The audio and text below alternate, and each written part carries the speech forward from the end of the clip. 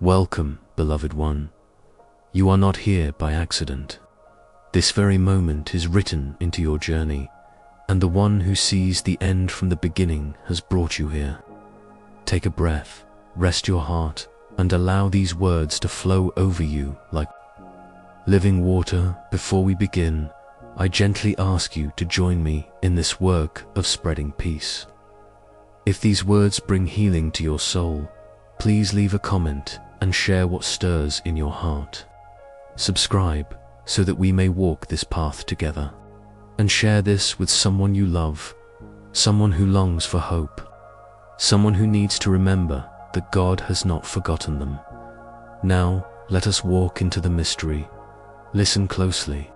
There is a truth hidden in plain sight, a truth that can lift you out of despair and set your feet on holy ground.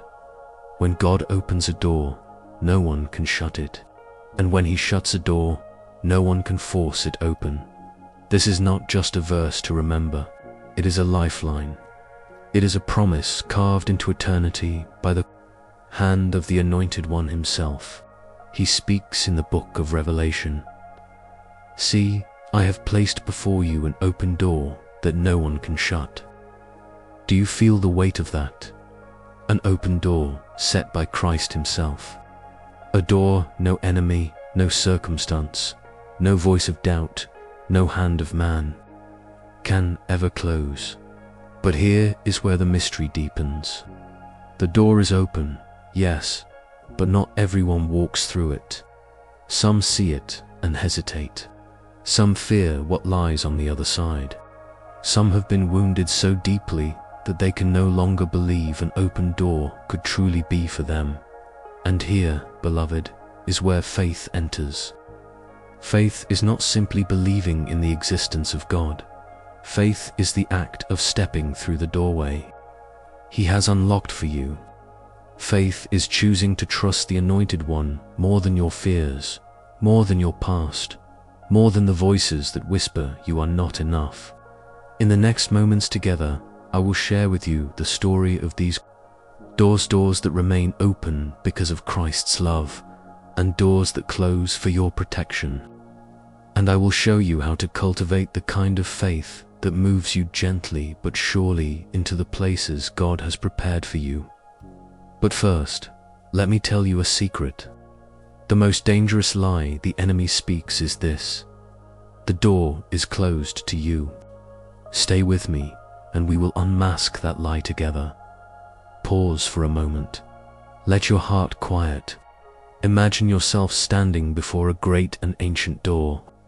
The wood is scarred with time, the hinges seem rusted, the handle cold in your hand. You wonder, will it open? And then, with the gentlest touch, you see it swing wide smoothly, silently, as if it had been waiting for you all along. That, beloved, is the truth of God's invitation. What you thought was sealed against you was never shut at all. It only waited for the moment you chose to trust the one who holds the keys of David. And yet, even now, I can hear your heart asking, but what if I walk through the wrong door? What if I make a mistake? To that I say here this with every fiber of your being: your shepherd will not abandon you to confusion.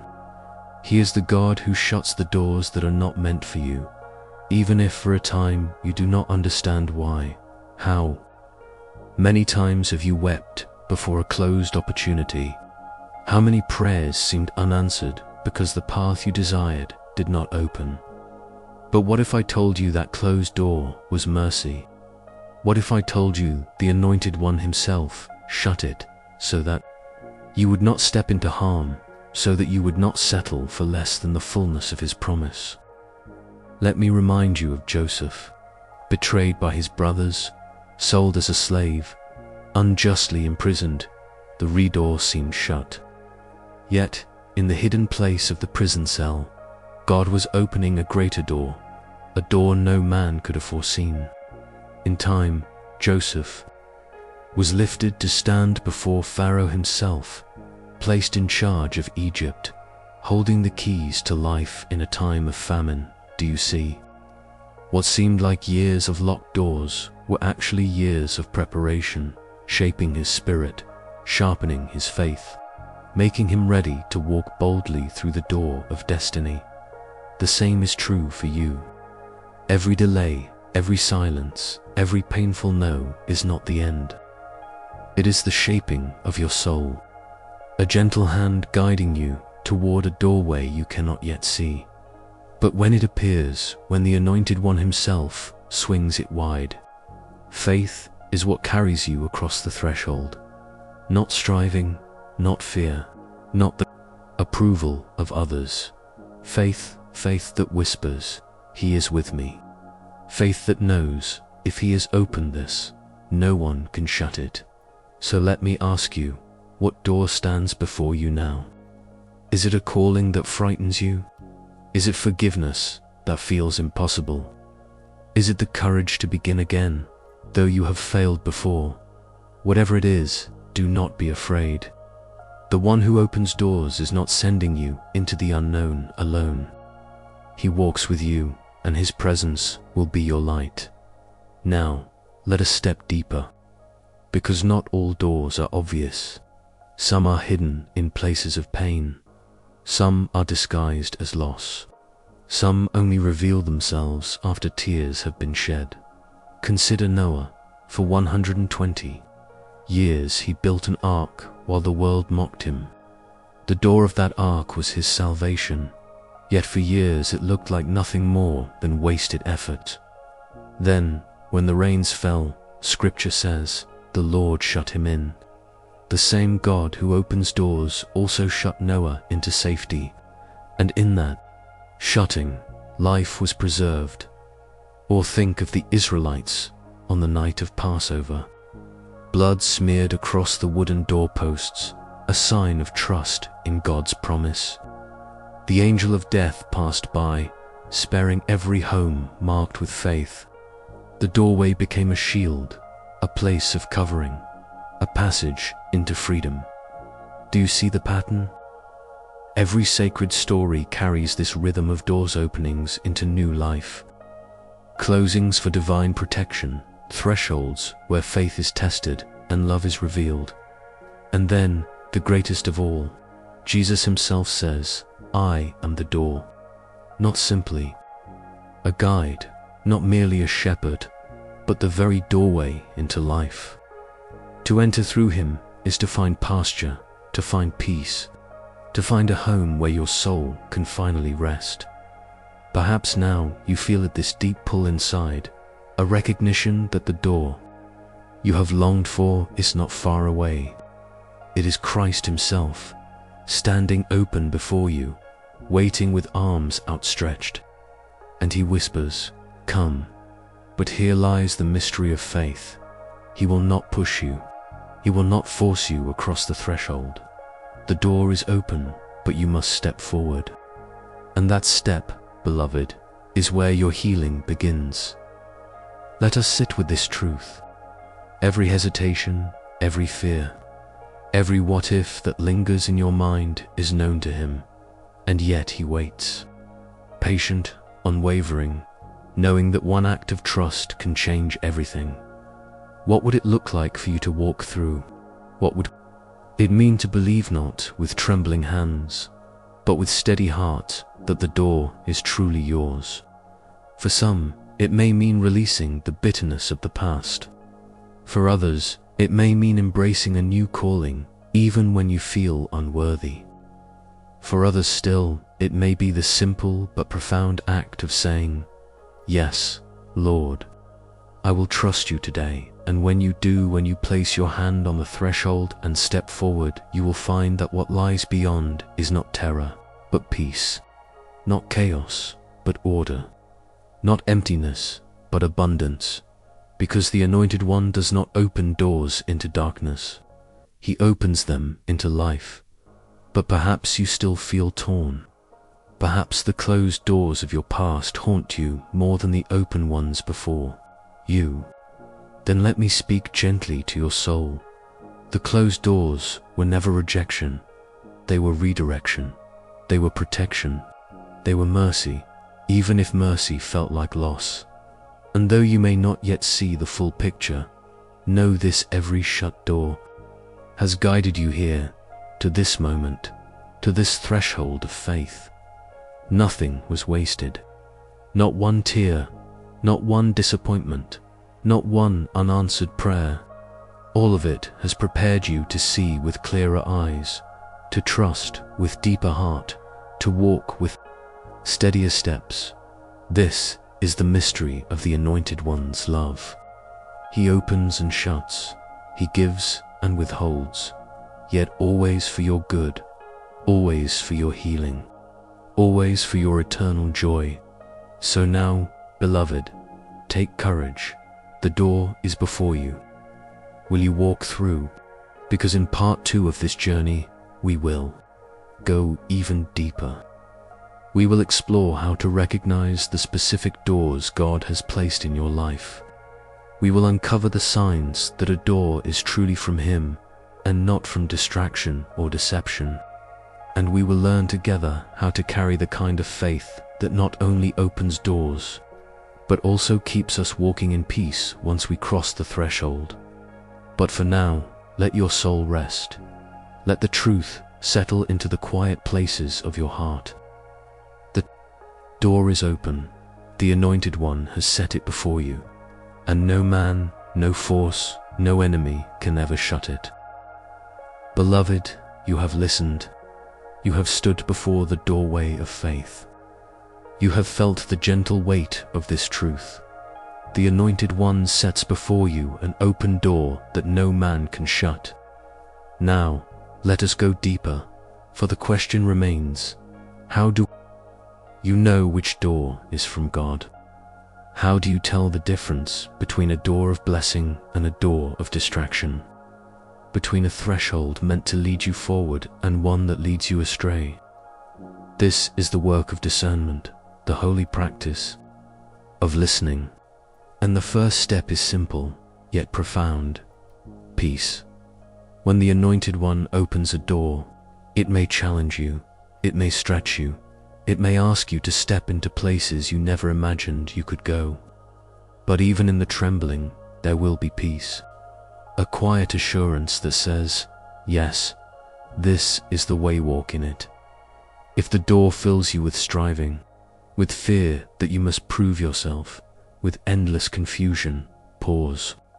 For God is not the author of confusion. He does not lead you into chaos. He does not dangle opportunities before you like traps. He opens with clarity, and even when the path looks uncertain, His presence steadies your heart. Think of Paul. He longed to preach in Asia, but the Spirit shut the door. Then, in a vision, a man from Macedonia pleaded, "Come and help us." And so Paul went, and the gospel spread in ways far beyond his own plans. The closed door was not punishment, it was guidance. And the open door came with peace, with purpose, with power. This is how it works for us too. The Spirit leads, sometimes with silence, sometimes with signs, always with peace. But discernment is not found in rushing. It is born in stillness. If you long to know which door is of God, then stop running, stop forcing, stop demanding. Be still, wait upon the Lord. For the one who waits in trust will see the doorway revealed in perfect time. And yet there is another layer. Sometimes the open door does not look like blessing at first. Sometimes it looks like burden. Sometimes it looks like sacrifice. Sometimes it even looks like loss. Consider the disciples. When Jesus called them to follow, the door swung wide, but to step through it, they left their nets, their families, their livelihoods. They walked into the unknown. And yet, in that step of faith, they found life more abundant than they could have dreamed. The open door will always ask something of you. It may ask for your comfort. It may ask for your pride. It may ask for your control. But what it gives in return cannot be measured: joy, freedom, eternal peace. Now, let us speak of what happens once you walk through, because the journey does not end at the threshold. It begins there. When you step into the door God has opened, do not expect everything to be easy. The Israelites stepped through the Red Sea on dry ground, but before them still lay the wilderness. The promise was real, the freedom was true, but the journey required trust, daily bread, daily water, daily dependence on God. So it is with you. Do not mistake struggle for failure. Do not believe that difficulty means you chose wrong. Often the greatest doors lead to the greatest growth, and growth is never without cost. But take heart. The same God who opened the door will keep it open as long as you need. The same God who led you through will carry you until you are strong enough to walk. The same God who whispered "Come" will never leave you once you have said yes. Faith is not the absence of fear. It is the choice to walk anyway. It is the courage to believe that God's presence is stronger than your doubts, that His love is greater than your weakness. And here is where peace is born, not in the guarantee of outcomes, not in the certainty of every detail, but in the steady trust that He is with you, and that is enough. Let us linger here for a moment, because peace is not simply the absence of storms, it is the presence of Christ in the storm. When the disciples trembled in the boat, Jesus spoke, "Peace, be still." The winds quieted, the waves calmed, and their hearts were reminded, the one who holds the seas is the same one who walks beside us. This peace is yours.